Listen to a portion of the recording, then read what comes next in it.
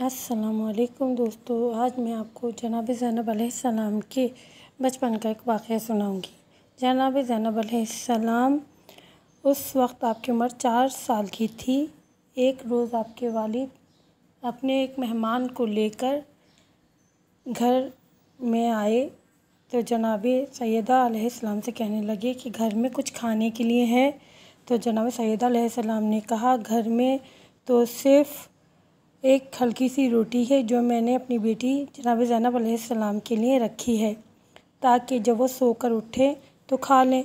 इस वक्त जनाब ज़ैनब अपनी वालदा की बात सुन रही थी और वो पूरी तरह सोई नहीं थी।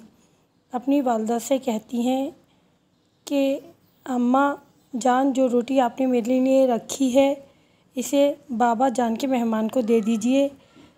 दोस्तों, इस घराने के बड़े छोटे सब एक ही नज़र आते हैं। जो सखावत बड़ों में है वही छोटों में है। जहाँ हज़रत ज़ैनब का मुकाम इल्म लदुन्नी है, वहाँ इनकी इल्मी क़ुव्वत भी कुदरत का एक अतिया है।